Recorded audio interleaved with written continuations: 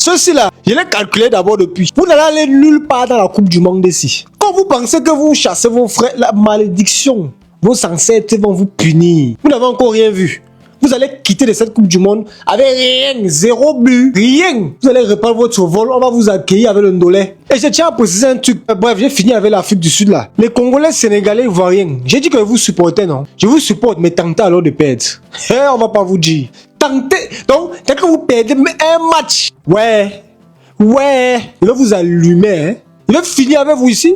Il va vous terminer. Il faut assumer. Ça, c'est le message de Samuel Eto'o après le lancement de la Coupe du Monde, après le match d'ouverture, du moins les cérémonies d'ouverture à la Coupe du Monde. Bonsoir les amis, j'espère que vous allez bien de votre côté. Le début du week-end s'annonce déjà très bien ici, j'espère chez vous également. Les amis, avant que je vous laisse écouter ces petites réactions des influenceurs camerounais concernant la Coupe du Monde. Nous ne sommes pas en Coupe du Monde, mais on va quand même commenter. Ou bien les gars.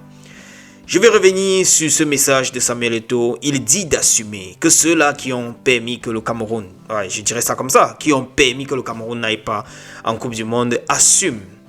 J'ai vu de part et d'autre les commentaires, les photos des gens. Moi, je n'indexe personne.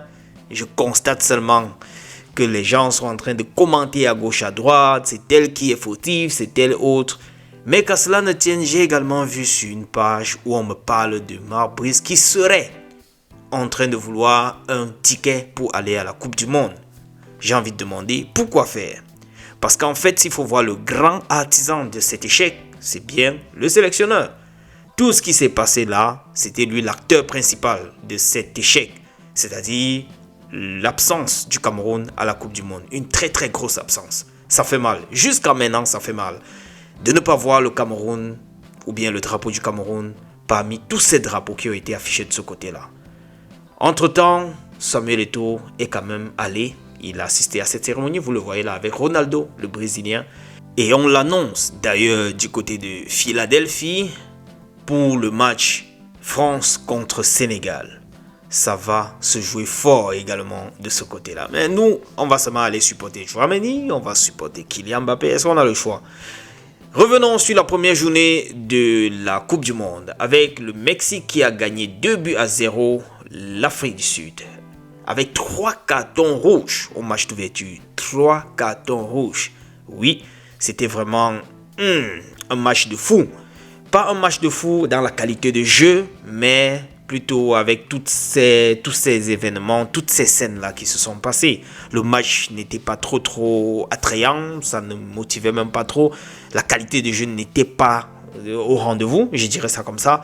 Mais bon, il y a eu trop d'événements, par exemple ces cartons rouges-là, 3 au total. Le second match, c'était Corée du Sud qui a pris le dessus sur la République tchèque, 2-1. On va maintenant se tourner vers les Sénégalais qui vont donc jouer contre la France, je vous le disais. Ils sont déjà arrivés dans le lieu, n'est-ce pas, dans leur fief du côté de New Jersey. C'est là qu'ils vont devoir préparer le match contre la France. Comme je le disais, ce sera un match assez coriace. La France va vouloir gagner à tout prix pour pouvoir bien démarrer la Coupe du Monde.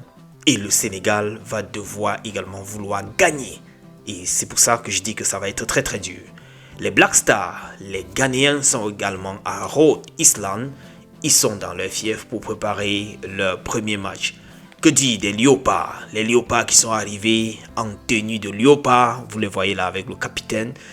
Ils sont arrivés également dans leur fief. Ils vont devoir nous préparer une très belle rencontre. Nous comptons sur vous. Défendez les couleurs de l'Afrique.